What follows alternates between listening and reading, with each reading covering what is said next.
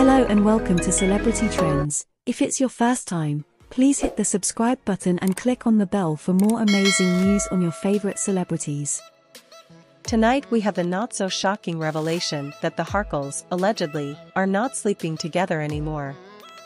But something even more concerning than all the lies that we are used to when it comes to the Montecito duo, is that I don't know if I should keep calling the Montecito duo, because we haven't seen the Montecito mansion in a while.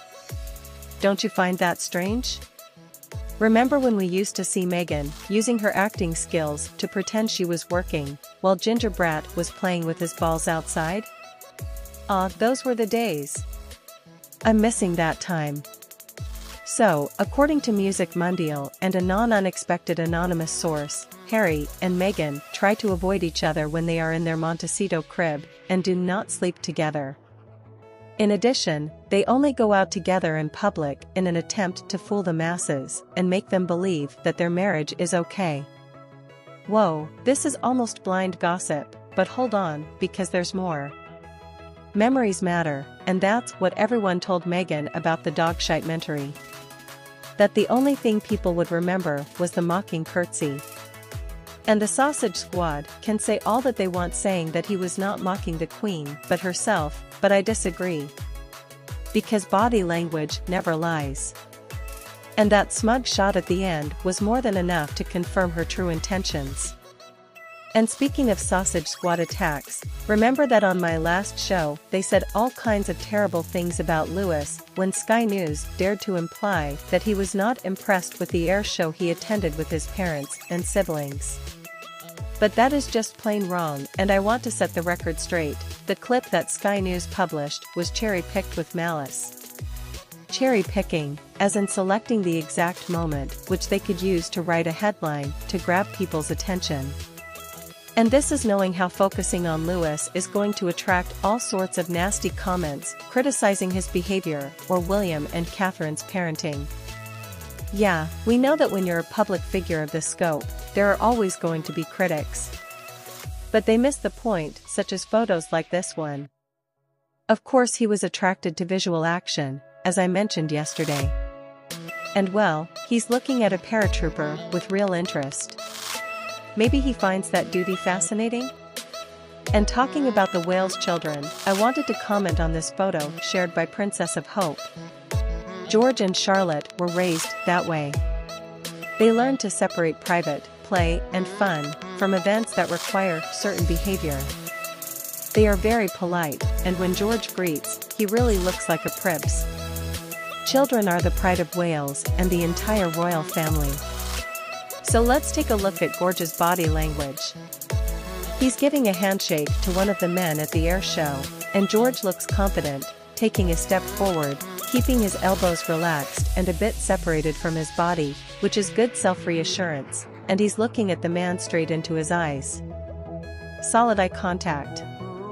You know that this is something that makes William really proud because he looks at him with delight. Not to mention Catherine, with the same feeling on her face. That's why the media tries to focus on Louis and come up with anything that could be treated as an attention-grabbing headline. And speaking of attention-grabbing, this is one article that I had not talked about. Newsweek comes defending the Harkles. Prince Harry's battle over Princess Lilibet's privacy. I'm going to spare you all the fluff of this puff piece. After all, it comes from James Crawford Smith, who is another Omid Scobie wannabe, but the fact is that it just focuses in those photos from the 4th of July. And what is the most ironic, or absurd thing, whatever you want to call it, you'll remember that it was Page 6 that published the original pics without blurring Lily's face, right? But when the Daily Fail published the photos, they made sure to blur her face. Crazy how that works. An American tabloid, Page 6, gets away with publishing it as is. Do you think the Harkles will sue them? Because even if the Harkles are so lawsuit happy, there's one detail on that Newsweek article that is a bit, let's say, confusing, at least.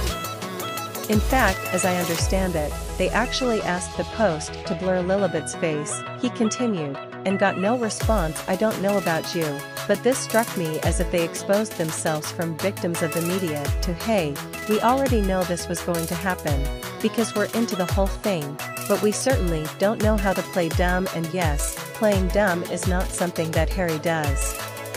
Nope, he's a complete professional about it. And we've got memes as well. Remember the rumors that Harry had called William? Well, I won't be surprised if the conversation went more or less like this: Harry, this is really hard for me to admit, Willie, but I've stuffed up. I should have listened to you. I'm so unhappy with Meghan, and I can see through her now. We've separated, she spent all our money, and I want to come home. Can you talk to Papa for me? And William goes, who is this? And speaking of William, we got this nice photo comparison through the ages thanks to BRF Portraits, in which we can see William close to 30 years apart, but united by the same gesture.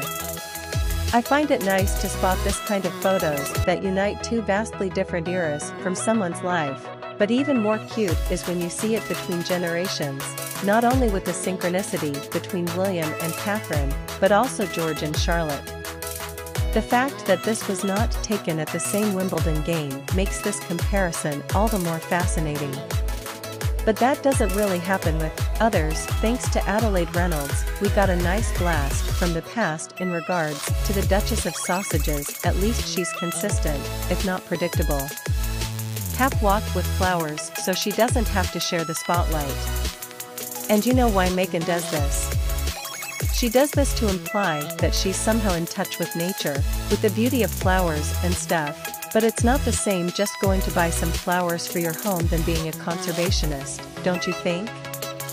I mean, if money grew on trees, I'm sure she'll take a shot at it, but not gonna happen.